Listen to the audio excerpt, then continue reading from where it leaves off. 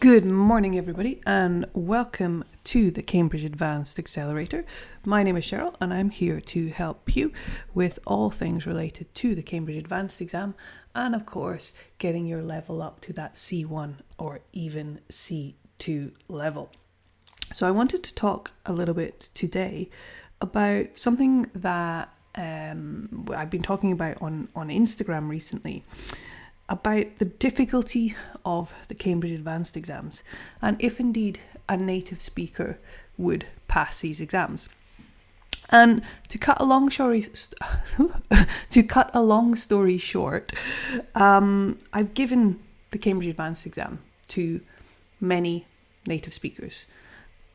Smart native speakers, university level, educated, all of them fail. And all of them fail not just by a small amount, all of them kind of spectacularly fail this exam. And it's not because, obviously, they don't know English. They're native speakers. They know how to speak English. And it's not because they're not smart enough or intelligent enough. They were all, reasonably academic people. The issue is that they've not prepared for it. They've not learned the technique for the exam, and this has caused them to fail the exam. Now, that's a pretty kind of simple explanation of it, but it's something that people tend to underestimate, is the level of difficulty of the exam and the level of technique learning required to pass this exam. It's not enough to just work on your English and get your English up to a high level. You need the other half. For example, I know that my wife Ellie is awesome at English. I'd say when I met her 8 years ago, she had about a C1 level. I'd say now she's kind of hovering somewhere between C1 and C2. She knows a lot of Scottish dialect as well now. That has certainly gone up. She knows a lot more slang, kind of language that would be used on the streets in Scotland. So I'd say she's kind of up kind of at that high C1 bordering C2 level. But I would never ever tell her to do the Cambridge Advanced exam because she would not pass it. She is incredibly smart and incredibly gifted with languages, but she's absolutely rubbish at passing exams. She's not academic at all. She hated school. She's more of a kind of creative soul. So even if I sat down with her, giving her one-to-one sessions like every single day for a year, I still don't know if she would pass this exam because it's just kind of not in her DNA to do it. She finds it incredibly boring, which, to be fair, it kind of is. It's a boring exam, but she's just not interested in anything academic. So thankfully, if we ever want to move to the UK, the highest exam she needs to pass is B1. I think she only needs an A1 to get your first visa. So we don't have any issues there. But I know a lot of people kind of have that situation, that they're maybe really good at English or whatever language, but they're just not a kind of academic person. And if you're not an academic person, you're going to struggle with this exam. It's a completely different skill that you can learn, absolutely, but if you've never been good at school or you've never been that kind of academic person, it's gonna be really hard for you. If you're already like a fairly academic person like me, I liked school. I was good at school. I was good at tests. I don't think I've ever failed a test apart from my driving test, which, surprise, surprise, is more of a practical skill. Apart from my driving test that I failed 3 times, I don't think I've ever failed an exam or anything at school. And this is, I've lost my train of thought now because I went off onto driving. But what I wanted to say is that if you're good at school, if you're someone who's fairly academic anyway, then you should find it very manageable to learn the technique and that side of the skills that you need to pass the Cambridge Advanced exam. It's not going to be easy. It's still difficult, but you'll find that you are able to kind of make that progress, okay? If you're not that academic, you can absolutely do it, but you're going to find it even more difficult to do, okay?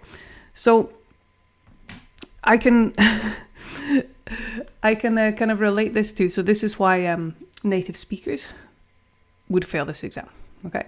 But if they studied for it, they could pass it if they're fairly academic. If they're not very academic, they're still going to struggle with this exam as well. The exam kind of, just to give you an idea of what kind of English level it's set at, it's kind of set at university level because it's used a lot for entrance tests to university. So if you're doing a master's or need to get into university, you have to have this level of English to get in. So they usually use it for that, or for work, for jobs. A lot of teachers need this now.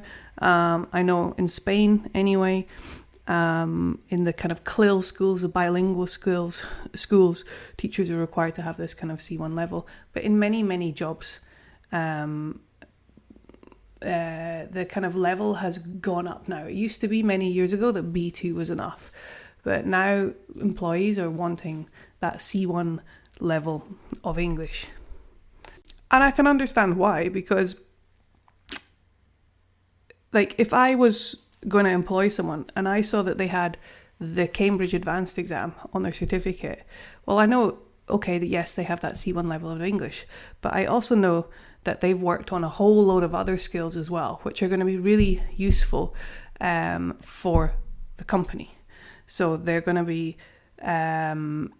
great at time management. They've learned critical thinking skills. They've learned how to deal with anxiety. They've learned how to stay motivated over a long period of time while preparing for the exam. They've learned analytical skills. They've learned a whole load of useful things apart from speaking English. So I'm going to be very, very happy if I see that certificate on a CV.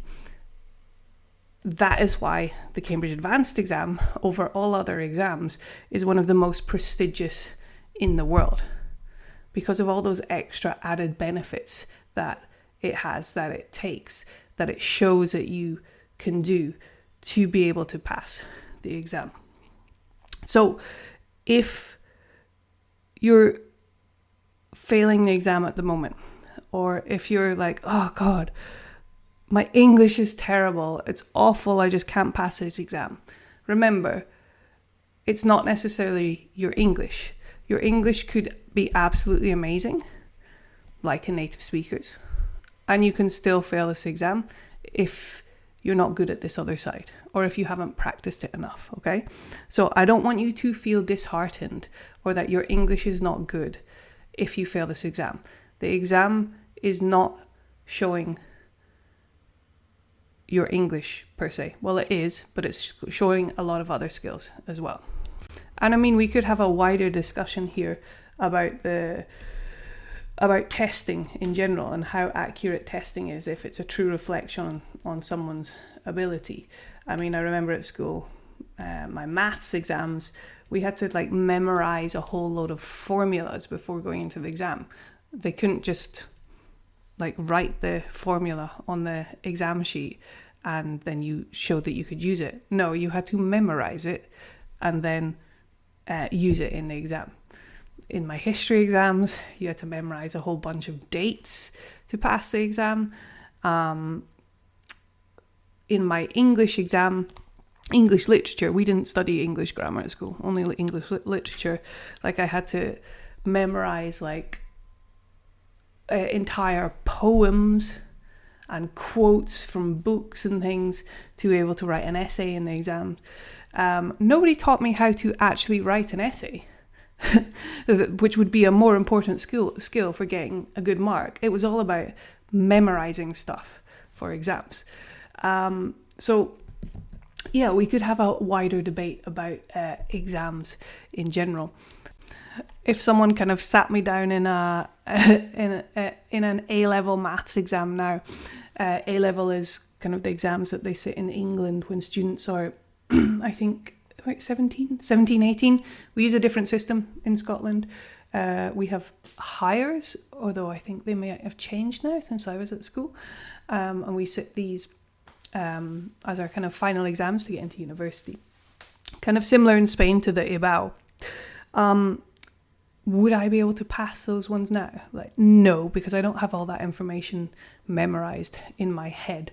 I would have to go back and learn the technique for the exam. I would have to learn the rules, how to play the game to pass those exams. And I imagine it would probably be the same for you guys if you went back to high school today.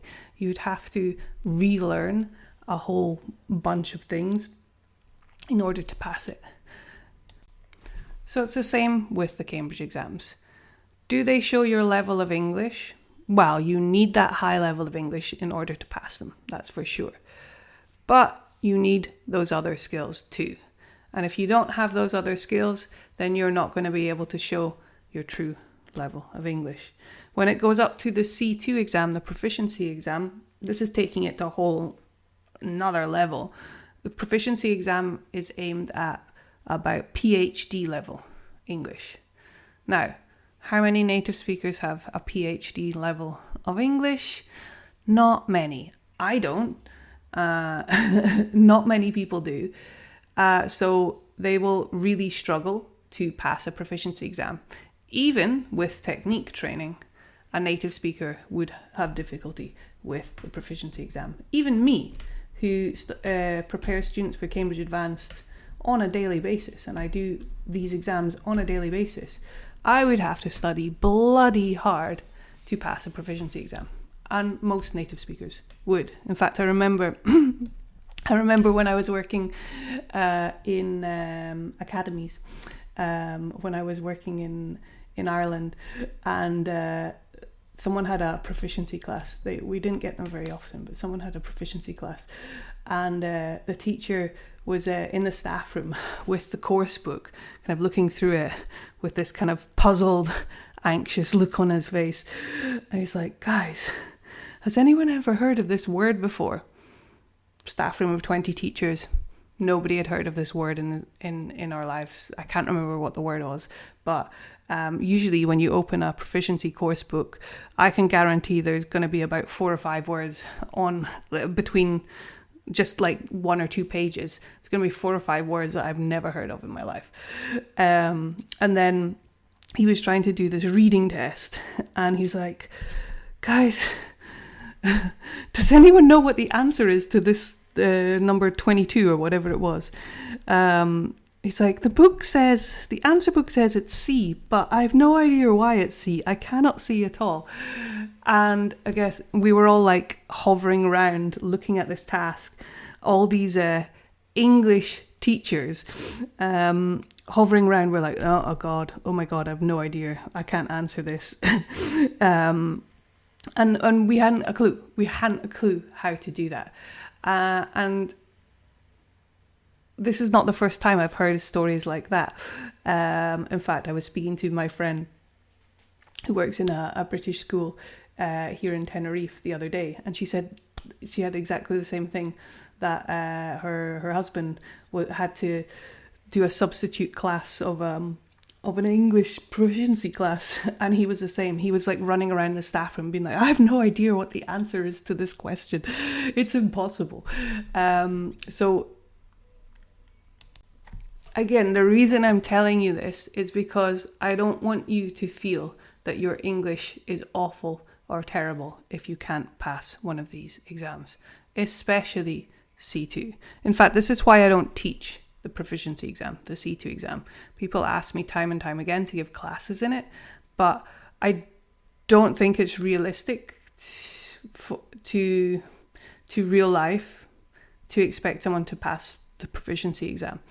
I don't think it's realistic to have that PhD level of English. And if the majority of English teachers who are native speakers struggle to do this and would have to prepare really hard, then I don't really think it's worth doing, and I don't generally feel that anyone asks for the C2 exam when you're applying for jobs. C1 is more than enough, and if you get a grade A in the C1 exam, you get C2 in your certificate, and I think that's much more realistic and achievable than trying to prepare for the proficiency exam.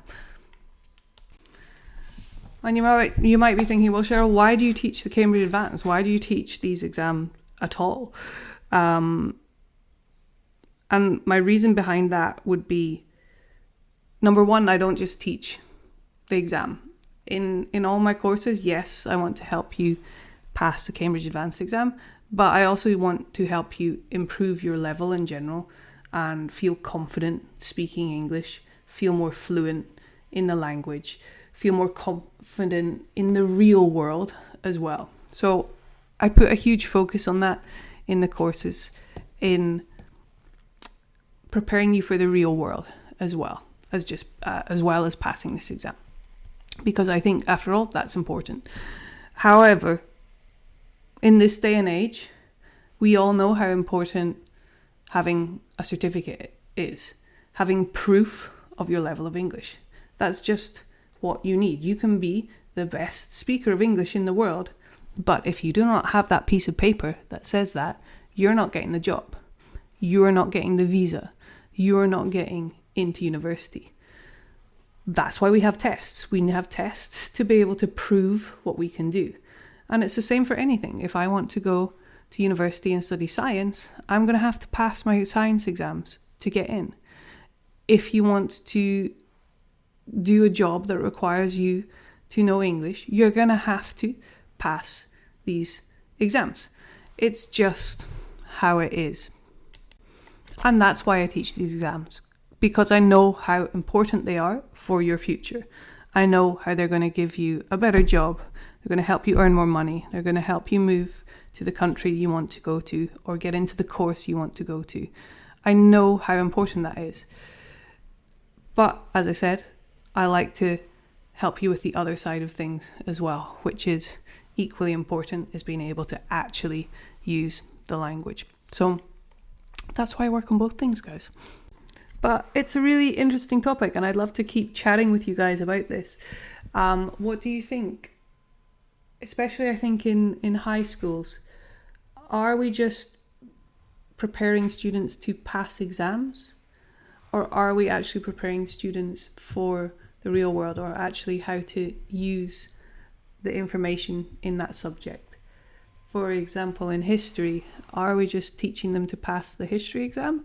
Or are we teaching students to think critically about history and how to learn from our mistakes so we don't make the same mistakes again? Are we actually teaching students how to use English in real life?